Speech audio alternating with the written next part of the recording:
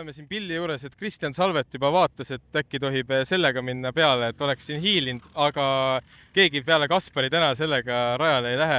Ja tegu on KZ-iga ehk maakeeli öeldult kuradi kiire masinaga. Ja Kaspar, suur aitäh, et sellega siin täna oled poognaid tegemas ja me eelmine aasta natukene rääkisime, aga räägi, mis su enda võistluskaardi taust üldse on? No tegelikult ma hakkasin treenima siis, kui ma olin 7-aastane ja isa viis mind siis esimestele võistlustele siinsamas Põltsamaal, kui ma olin 9-aastane. Täna ma olen 28, nii et ma olen nagu siis kaardispordis ja kaarti sõitnud 21 aastat. Et tõsi, viimased aastad mitte nii väga aktiivselt, sest et mul on tekkinud muud nagu kohustused ja muud huvid on ju elus, et sealhulgas siis haldan rada, haldan meeskonda, osalen kaardikomitee töös ja nii edasi. Et täna on natukene nagu see fookus muutunud, aga seest sõitsime väga kõvasti siis nii Eesti tasemel kui ka siis viimased 7 aastat oma karjääris siis Euroopa maailmameistrivõistluste tasemel. Ja kas endal on mingi selline, mida sa sümboolselt loeksid enda karjääri tipphetkeks? Jaa, et ma kogu aeg naljatan, et ma ei ole tegelikult mitte kunagi tulnud Eesti meistriks, et see ei ole nagu meie fookus olnud, et küll aga olen siis 2-kordne Balti meister ja siis Euroopas tegelikult Euroopa meistrivõistluste 20 ühel etapil ja maailmameistrivõistluste siis 37.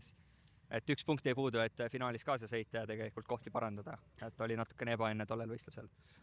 No meil on õnn täna seda masinat siin sinu kätes liikumas näha ja rääkides sellest pillist, et siin Tõnu Taalimäe ütles suhteliselt ülbelt, olles ise rotaksit proovinud, aga nagu niimoodi lahedalt ülbelt, et ai, kurat, see rotaks on mingi hobikart võrreldes KZ-iga, et kas see kommentaar võib olla natukene äärmuslik, aga kas selles on terake tõtt? No ütleme nii, et see on nii nagu vormelites on siis kui me võrdleme F3, F2, F1, ehk siis see vahe F2 ja F1 vahel on veel suurem, kui see vahe on F4, F3, F3 ja F2 vahel.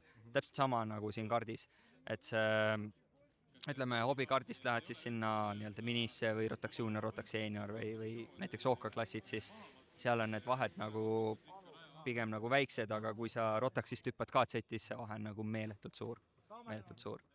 Et need tippkiirused ja kuidas ma ütlen siis see rajaprofiil, raja pikkus, raja laius, kaardi kiirus ja intensiivsus, et see on nagu see on võrreldav vormeliga ja päris paljud nagu F1 sõitjad käivad siis just KZ-iga Euroopas trennis. Olen ise seda pealt näinud ja kokku puutun mõne sõitjaga küll kaugelt, et ma ei ole kellegagi sõber, aga ma tean, et nad käivad ja see on kaardimaailma F1. Kaardimaailma F1 ja siin intensiivsusest rääkides, et Kuningamäel ka intensiivsed ajad, et tegemist ja tegevusi on palju, üritusi üksjagu, et ma saan aru, et sügisel on ka siin öösõit tulemas vist, jah? Just, et meil on siin tulemas siis öövõidusõit, ma täpselt kuupäeva praegu ei tea, jään vastuse võlgu, aga eelmisel aastal oli see väga populaarne, väga äge, et meil oli kokku esmakordsel üritusel 28 osavõtjat erinevates klassides. Alustasime kella 3 päeval, lõpetasime umbes kell 11:30 öösel. Terve õhtu oli siis nagu vihmane ja selle võrra oli nagu huvitav omapärane võistlus, et vihmarefiga hakkasime algusest peale sõitma ja võistluse lõpuni sõitsime. Et vihma me igast ei saa garanteerida, küll aga saame garanteerida väga ägeda elamuse nagu õhtul ja pimedas. Et sõitjatele väga meeldis ja ma loodan, et sellel aastal korrastame sama ägeda, kui isegi mitte, et veel ägedama võistluse. Kindlasti oleme tulemas ka. Ja Kaspar, enne kui sa lähed neid poognaid siin tegema, et sõõrikud, ma saan aru, on ka menüüs olemas? Ja sõõrikud on ka, et paremad pirukad võib-olla jäävad järgmiseks kordaks. Suurepärane ja see üks asi, et me oleme tegelikult siin juba tükk aega suhelnud ja ma tean muust elust, et tegeled õpingutega veel. Ja ma teist aastat siis või lõpetasin teise aasta bakalaureuse või parandan siis lõpetasin bakalaureuse teise aasta majandusteaduses Tartu Ülikoolis ja väga meeldib, ma olen väga rahul sellega, kui inimesi huvitab nagu ettevõtlus või niisugune ärijuhtimine ja kuidas majandus toimib ja niisugune pool siis soovitan minna õppima. Ma olen väga rahul sellega ja väga kiidan Tartu Ülikooli. ma eeldan, et ilmselt siin raja haldamisel ka päris palju kasulikku.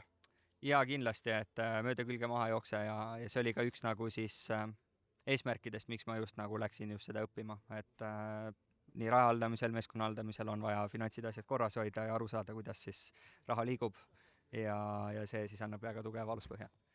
Lõpetuseks see küsimus, millele ma ei oska kunagi segueid teha, et aga see ütleb alati inimese kohta huvitavaid asju, et mis mussi sa üldse kuulad? Ma ütleme nii, et väga erinevat, et ainuke asi, mida ma väga ei kuula, on siis ooper või mingid mainstream nagu lood, et üldiselt väga palju elektroonikat, trummi ja bassi ja ma olen just sellest ajastust nagu pärit, et igasugused nii-öelda briti nii-öelda allhoovuse muusikad, popi, rocki, väga meeldivad 90-ndate, 80-ndate rokkbändid, hip-hopi, räppi samuti väga meeldib ja samuti siis mingisuguseid, kuidas ma siis ütlen, ainult nii-öelda akustilisi esitusi, et kus siis vokaali nagu ei ole, ka selliseid asju kuulan. Ehk siis vahel nagu kõik roolivõimud ära võtta ja siis midagi nagu täitsa puhast. Just, et see nagu rahustab ja annab nagu võimaluse süveneda ja mõelda ja hingata. No suurepärane, et sul on kindlasti seda aega hingamiseks vaja, ka arvestades, kui tihe su graafik on. Ja kas siin kaatsetiga, et noh, et kui praegu hüppad nagu rooli, et kas nagu see vastik mõte on ka, et kurat, äkki ma ikka leian mingi aja või mingile võistlusele minna? Jah, ma tegelikult eelmisel aastal ju sõitsin Balti meistrivõistluse siinsamas Põltsamaal kaasa ja väga halvasti ka ei läinud, et vahest tuleb niisugune kihk ja tahe, et kui ma vähegi aega leian ja tahtmist leian, siis ma kindlasti proovin veel mõnel võistlusel osaleda.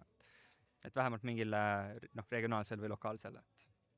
No Kaspar, rajal või rajalt väljas, sa oled igal juhul üks korralik mootor igal juhul ja aitäh sulle selle vestluse eest ja ootan huviga tema!